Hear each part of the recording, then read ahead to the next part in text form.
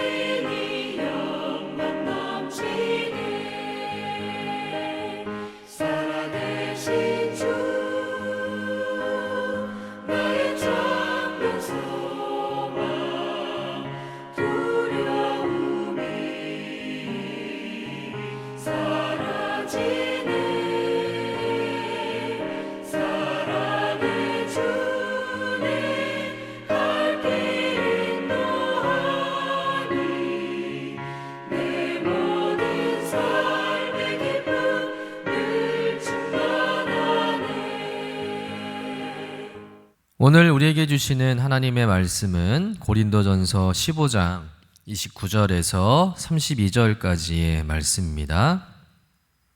함께 받들어 읽겠습니다. 만일 죽은 자들이 도무지 다시 살아나지 못하면 죽은 자들을 위하여 세례를 받는 자들이 무엇을 하겠느냐? 어찌하여 그들을 위하여 세례를 받느냐? 또 어찌하여 우리가 언제나 위험을 무릅쓰리요? 형제들아, 내가 그리스도 예수 우리 주 안에서 가진 바 너희에 대한 나의 자랑을 두고 단언하노니 나는 날마다 죽노라. 내가 사람의 방법으로 에베소에서 맹수와 더불어 싸웠다면 내게 무슨 유익이 있으리요? 죽은 자가 다시 살아나지 못한다면 내일 죽을 터이니 먹고 마시자 하리라. 이는 하나님의 말씀입니다. 아멘. 우리는 살아가면서 자신을 증명해야 할 때가 있습니다. 학생은 학생증으로 자신이 학생임을 증명하죠. 또 성인은 주민등록증이나 운전면허증으로 자신의 신분을 증명합니다. 왜 그런 과정이 필요합니까? 본인이 맞는지 확인이 필요하기 때문이죠. 그렇다면 성도는 무엇으로 자신이 그리스도임을 증명할 수 있을까요? 특별히 우리는 무엇으로 나는 부활을 믿는 사람입니다 라고 증명할 수 있겠습니까? 말로는 누구나 믿는다고 할 수가 있겠죠. 예수님의 부활을 믿습니다. 나도 마지막 날에 다시 부활할 것을 믿습니다 라고 말할 수 있습니다. 그런데 성경은 믿음이 말에만 머물러서는 안 된다고 이야기하고 있습니다. 믿음은 반드시 삶으로 드러나야 한다는 거예요. 오늘 본문에서 사도 바울은 바로 이 사실을 우리에게 말하고 있습니다. 바울은 고린도 교회 성도들에게 이렇게 묻는 것입니다. 정말 부활이 없다면 왜 내가 이렇게 위험을 감수하며 복음을 전하겠느냐?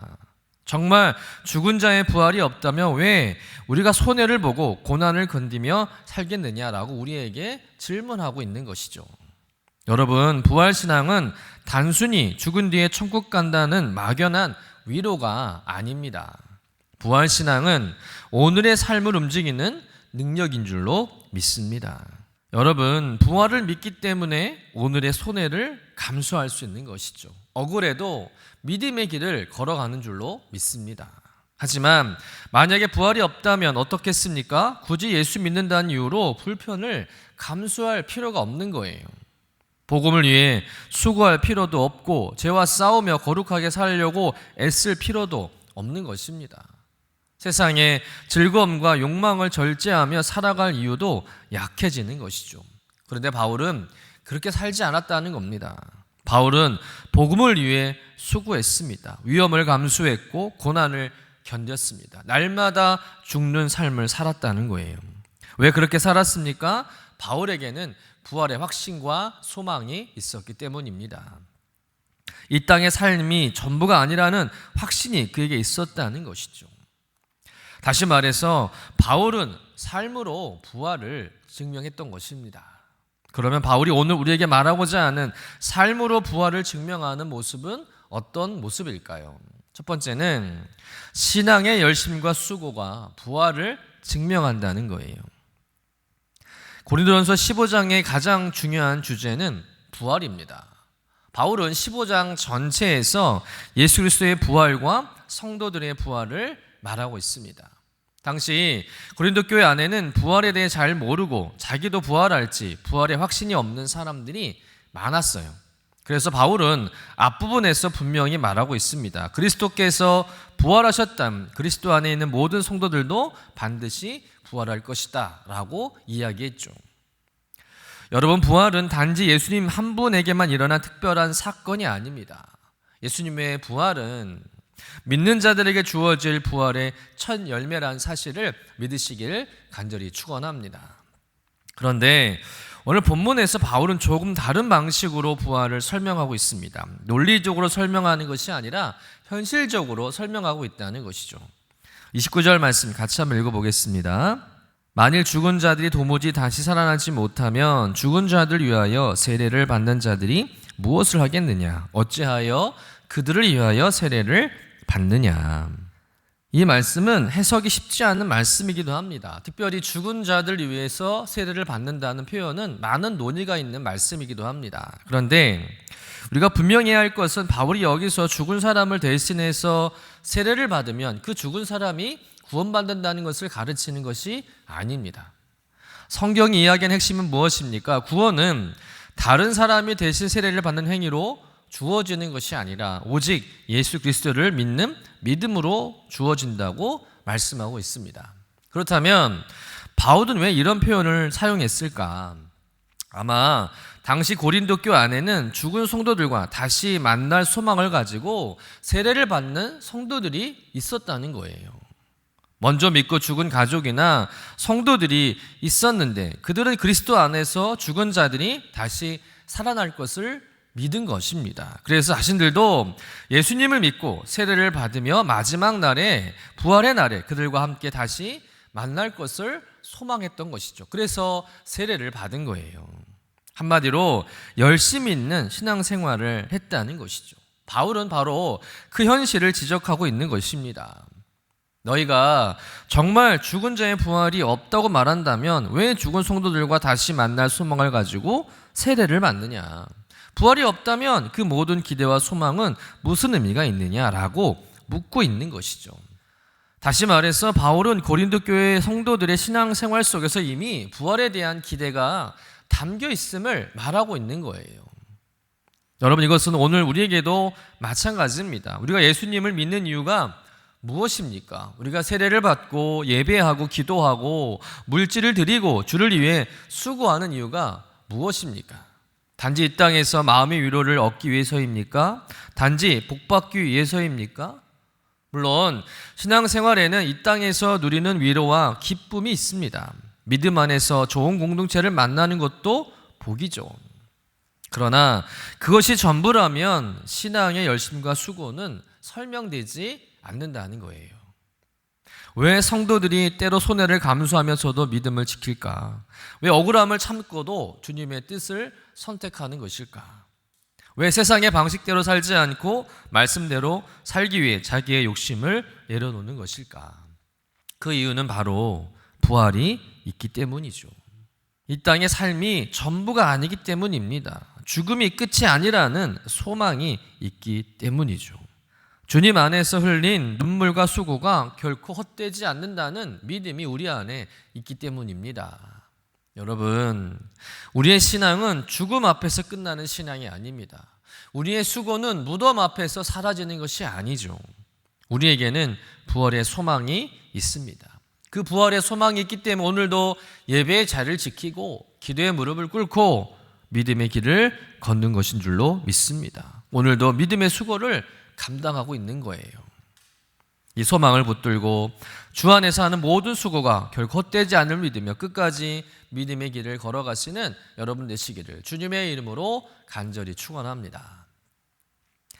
두 번째는 날마다 죽는 삶을 선택함으로 부활을 증명한다는 거죠. 31절에서 바울은 아주 유명한 고백을 합니다. 나는 날마다 죽노라. 이 말씀은 바울의 신앙을 가장 잘 보여주는 고백 중에 하나죠. 여기서 날마다 죽는다는 말에는 두 가지 의미가 있어요. 첫째는 바울은 실제로 날마다 죽음의 위협을 감수하며 살았다는 것이죠. 바울은 복음을 전하다가 언제 죽을지 모르는 삶을 살았습니다. 바울은 안전한 길을 선택하지 않았어요. 위험한 곳이라도 목숨을 걸고 그곳에 가서 복음을 전했습니다. 왜 그렇게 했습니까? 죽어도 다시 사는 부활을 믿었기 때문이죠. 죽음이 끝이 아니라는 것을 알았기 때문입니다. 두 번째, 나는 날마다 죽노라는 말은 자기를 부인하는 삶을 의미한다는 것이죠. 바울은 날마다 자기 욕심을 죽였습니다. 자기 편안함을 죽이고 자기 뜻보다 하나님의 뜻을 선택했다는 거예요. 여러분, 이것이 부활을 믿는 삶인 줄로 믿습니다. 부활신앙은 단순히 죽으면 천국 간다는 생각에 머무르지 않습니다. 날마다 내 자아가 죽는 삶을 살아가는 것, 그것이 부활의 삶이라는 거예요. 가정에서도 내가 죽어야 가정이 살아나는 것이죠. 교회에서도 내가 죽어야 교회가 살아나는 것입니다. 관계 속에서도 내가 죽어야 화평이 살아나는 것이죠. 여러분, 갈라디아서 2장 20절 말씀에 바울이 이렇게 고백합니다. 내가 그리스도와 함께 십자가에 못 박혔나니 그런즉 이제는 내가 사는 것이 아니요 오직 내 안에 그리스도께서 사시는 것이라. 여러분, 부활신앙은 오늘 내가 죽고 내 안에 예수님이 다시 사시게 하는 믿음인 줄로 믿습니다.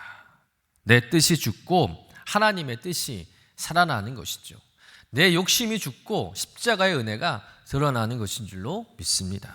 여러분, 오늘도 주님을 위해서 죽는 삶을 통해 부활을 증명하는 여러분 되시기를 주님의 이름으로 간절히 축원합니다. 마지막 세 번째는 고난 앞에 물러서지 않는 신앙이 부활을 증명한다는 거예요. 32절 말씀 같이 한번 읽어보겠습니다. 내가 사람의 방법으로 에베소에서 맹수와 더불어 싸웠다면 내게 무슨 유익이 있느냐. 이 말씀에서 맹수와 더불어 싸웠다는 표현은 실제로 사도 바울이 사나운 짐승과 싸웠다는 의미가 아니라 바울이 에베소 교회에서 목회할 때 맹수처럼 공격하고 대적했던 사람들과의 극심한 싸움을 비유적으로 표현한 것입니다. 우리가 잘 알다시피 바울의 사역에는 반대자들이 참 많았습니다. 복음을 전하는 곳마다 사람들이 바울을 환영한 것은 아니었습니다. 어떤 사람들은 바울을 증오했고 바울의 말을 왜곡했습니다. 심지어 바울을 죽이려고 했습니다. 그런데도 바울은 물러서지 않았다는 것이죠. 왜 그렇습니까? 바울은 부활을 믿었기 때문입니다. 여러분, 바울이 에베소에서 만난 대적자들은 마치 굶주린 맹수처럼 사나웠고 그의 목숨을 시시각각 위협했습니다. 사방이 고난이었다는 것이죠. 모든 것이 꽉 막힌 것 같은 절망적인 상황, 당장이라도 도망치고 싶은 복음의 최전선에서 바울을 버티게 했던 힘은 단 하나였습니다. 바로 부활에 대한 확신이었던 것이죠. 만약 이 땅의 삶이 전부라면 바울처럼 고난받고 오해당하며 목숨을 거는 삶은 가장 미련한 선택일 것입니다. 바울 스스로도 32절에 뭐라고 말하고 있습니까? 죽은 자가 다시 살아나지 못한다면 내일 죽을 터이니 먹고 마시자 하리라. 무슨 말입니까? 부활이 없다면 바울도 어차피 죽으면 끝이니까 오늘을 즐기자, 먹고 마시자 라고 살았을 거라는 거예요. 그러나 바울은 그런 삶을 살지 않았습니다. 바울은 죽음을 이기시고 부활하신 예수 그리스도를 만났습니다. 그리고 그 주님 안에서 자신 또한 다시 살아날 것을 추워도 의심하지 않았다는 거예요. 그렇기 때문에 그는 맹수 같은 세상의 위협 앞에서도 어떤 고난 앞에서도 당당히 마주설 수 있었습니다. 물러서지 않았다는 거예요. 여러분, 부활신앙을 가진 사람에게 고난은 마침표가 아니라 영광스러운 승리로 가는 과정임을 믿습니다. 여러분, 우리가 걷는 믿음의 길에도 여전히 맹수 같은 존재들이 도사리고 있습니다. 우리의 믿음을 흔드는 수많은 고난이 있다는 것이죠. 때로는 감당하기 힘든 삶의 무게와 두려움이 우리를 집어삼키려고 달려들 때가 있을 것입니다. 이런 고난 앞에서 우리는 어떻게 해야 하겠습니까? 낙심하며 뒤로 물러서겠습니까? 아니면 세상과 타협하시겠습니까? 부활의 소망이 있다면, 부활의 확신이 있다면 우리는 어떤 고난도 이겨낼 수 있음을 믿습니다. 여러분, 오늘도 포기하지 않는 수고의 신앙으로, 날마다 죽는 삶으로, 고난도 기꺼이 감당하는 삶을 살아감으로 영광스러운 부활을 증명해내는 부활의 증인이 되시기를 주님의 이름으로 간절히 축원합니다. 기도하겠습니다. 사랑과 은혜가 충만하신 하나님 아버지, 오늘도 귀한 말씀을 통해서 부활의 소망을 다시 붙들게 하시니 감사드립니다. 주님, 우리의 입술은 부활을 믿는다고 고백하지만 때로는 세상 사람들처럼 두려워하며 낙심하며 살아갈 때가 많았습니다. 눈앞에 현실이 크게 보이고 손해가 두려워 믿음의 길을 주저할 때가 많았습니다. 그러나 주님, 오늘 말씀을 통해서 우리의 신앙을 돌아보게 하시니 감사합니다. 주님, 우리에게 부활의 소망을 더욱 굳게 하여 주시옵소서. 예배의 자리와 기도의 자리를 지키는 수고가 결코 헛되지 않음을 믿게 하시고 주를 위한 모든 헌신과 섬김을 기쁨으로 감당하게 하여 주옵소서. 또한 바울처럼 날마다 자신을 죽이는 믿음을 허락하여 주옵소서. 내 안에 헛된 욕심과 굳어진 고집들, 교만, 이기심은 십자가에 못 박게 하시고 오직 내 안에 그리스도께서 사시는 진정한 부활의 능력을 경험하게 하여 주옵소서. 때때로 맹수와 같이 달려드는 세상의 위협과 삶의 무거운 고난 앞에서도 두려워하거나 물러서지 않게 하여 주시옵소서. 우리의 모든 수고 헌신이 주 안에서 결코 헛되지 않을 믿으며 오늘 하루도 당당히 부활의 증인으로 살아갈 수 있도록 인도하여 주시옵소서. 살아계신 예수 그리스도의 이름으로 기도드립니다. 아멘.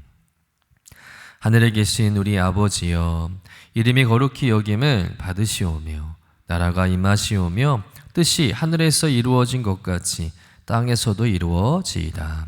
오늘 우리에게 일용할 양식을 주시옵고 우리가 우리에게 죄 지은 자를 사하여 준 것 같이 우리 죄를 사하여 주시옵고 우리를 시험에 들게 하지 마시옵고 다만 악에서 구하시옵소서. 나라와 권세와 영광이 아버지께 영원히 있사옵나이다. 아멘.